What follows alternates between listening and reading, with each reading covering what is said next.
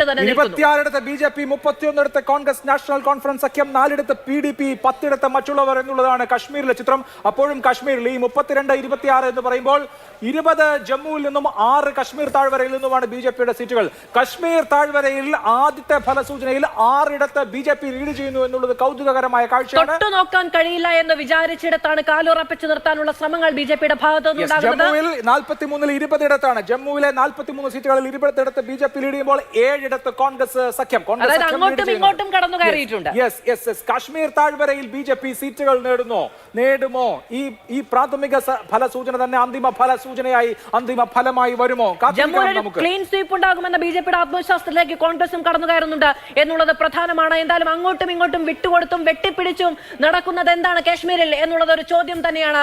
National conference Congress സഖ്യമോ BJPയോ എന്നുള്ള ഒരു ചോദ്യത്തിന്റെ ഉത്തരം കാശ്മീരിൽ നിന്ന് പുറത്തു വരികയാണ്. 32 ഇടങ്ങളിൽ ബാലഗോപാൽ ഉണ്ടെങ്കിൽ നമുക്ക് എന്തുകൊണ്ട് BJP 6 കശ്മീർ താഴ്വരയിൽ ലീഡ് ചെയ്യുന്നു? 20 ജമ്മുവിൽ ലീഡ് ചെയ്യുന്നത് BJP, അവിടെ 7 കോൺഗ്രസ് സഖ്യം ലീഡ് ചെയ്യുകയാണ്.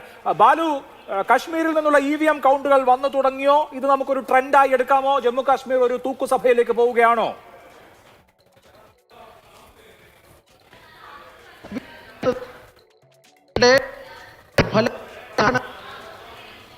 സംഗതി പ്രശ്നമുണ്ട് പരിഹരിച്ച വരികയും ചെയ്യാം. 34 ഇടങ്ങളിലാണ് നിലവിൽ നാഷണൽ കോൺഫറൻസ് കോൺഗ്രസ് സഖ്യം മുന്നിട്ട് നിൽക്കുന്നത്. 28 ഇടങ്ങളിൽ 6 സീറ്റുകളുടെ വ്യത്യാസത്തിൽ കോൺഗ്രസും BJPയും നാഷണൽ കോൺഫറൻസും അങ്ങോട്ടും ഇങ്ങോട്ടും പോരടിച്ചു നിൽക്കുകയാണ്. എന്താണ് സംഭവിക്കുന്നത് കാശ്മീരിൽ? എന്താണ് ജനവിധി ജമ്മു കാശ്മീരിൽ നിന്ന് എന്നുള്ളത് അറിയേണ്ടതുണ്ട്. രാജ്യം ഉറ്റുനോക്കുന്ന തിരഞ്ഞെടുപ്പ് ഫലമാണ് വന്നുകൊണ്ടിരിക്കുന്നത്.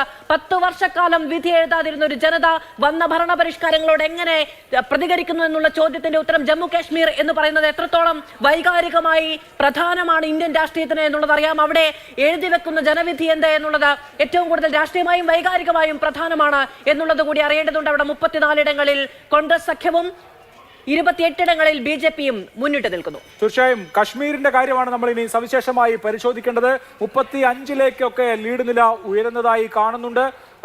കശ്മീരിനെ സംബന്ധിച്ച് ആകാംക്ഷ നമുക്ക് ഇനിയും ബാക്കിയാണ്. 37 ഇടങ്ങളിലേക്ക് കോൺഗ്രസ് സഖ്യം ഇപ്പോഴും കേവല ഭൂരിപക്ഷത്തിന് അടുത്തെത്തിയിട്ടില്ല. 45 വേണം കേവല ഭൂരിപക്ഷത്തിന്. 5 നോമിനേറ്റഡ് MLA എന്ന ഒരു സാഹചര്യം കൂടി അവിടെ നാഷണൽ കോൺഫറൻസ് കോൺഗ്രസ് സഖ്യം നേരിടേണ്ടതുണ്ട്.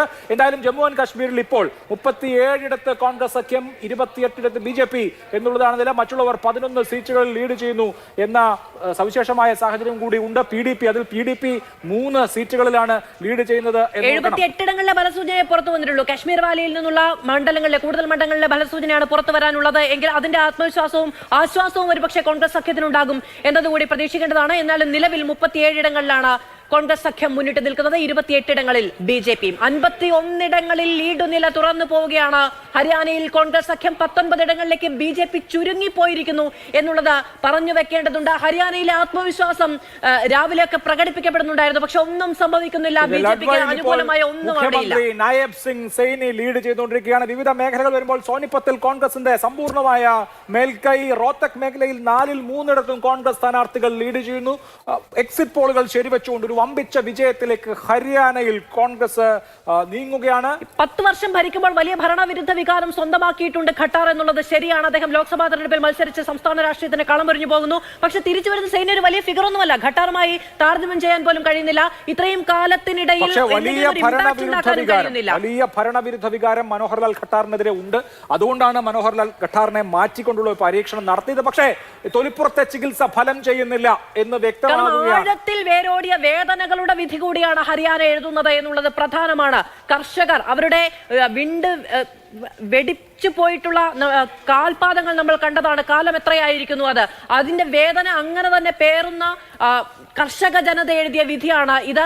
കളത്തിൽ പൊഴിഞ്ഞ വിയർപ്പിന് മുഴുവനും കണ്ണീരിന്റെ ഒപ്പം ചോരയുടെയും വില കൊടുത്ത ഒരു വലിയ വിഭാഗം അവിടെ മത്സരിക്കുന്നുണ്ട്. വിനേഷ് ഫോഗട്ട് അവരുടെ പ്രതിനിധിയാണ്. കളത്തിൽ കിട്ടാതെ പോയ സ്വർണം ജനം കൈവെള്ളയിൽ വെച്ചു കൊടുക്കുമെന്ന് ആത്മവിശ്വാസം പ്രകടിപ്പിച്ചുകൊണ്ടാണ് വിനേഷ് ഫോഗട്ടും അവരുടെ പിന്നിൽ അണിനിരന്ന കോൺഗ്രസും അവിടെ മത്സരത്തിന് ഇറങ്ങിയിരിക്കുന്നത്. ഇതൊരു മഹാഭാരത യുദ്ധമാണ്. കശ്മീർ താഴ്വരയിൽ 30-ലധികം സീറ്റുകളിൽ ഇപ്പോൾ ഇപ്പോൾ മുമ്പിലാണ് കോൺഗ്രസ് നാഷണൽ കോൺഫറൻസ് സഖ്യം. അതായത് കശ്മീർ താഴ്വരയിൽ വലിയ മുൻതൂക്കം ഉണ്ടാക്കാൻ ചെറിയ കക്ഷികൾക്ക്, അതായത് PDPക്കും അതുപോലെ തന്നെ എഞ്ചിനീയർ റഷീദിന്റെ AIPക്കും ഒന്നും കഴിയുന്നില്ല എന്ന് വേണം ഇപ്പോഴത്തെ ഫലസൂചനയിൽ നിന്ന് മനസ്സിലാക്കാൻ. ഡയറക്റ്റ് ഫൈറ്റ് എന്നുള്ളത് തന്നെയാണ് ജനത്തിന്റെയും വിധി. അവർക്ക് മനസ്സിലാകുന്നുണ്ട് കൃത്യമായി BJP വിരുദ്ധ വോട്ടുകൾ ഭിന്നിച്ചു പോയാൽ എന്തായിരിക്കും ഫലം എന്നത്. കൃത്യമായി അവനവന്റെ വോട്ടിൽ അവനവന്റെ വിരൽ തുമ്പിൽ എഴുതി വെക്കാൻ അവർക്ക് സാധിച്ചിട്ടുണ്ട് എന്ന് തന്നെയാണ് നമുക്ക് ഈ ഘട്ടത്തിൽ മനസ്സിലാക്കേണ്ടത്.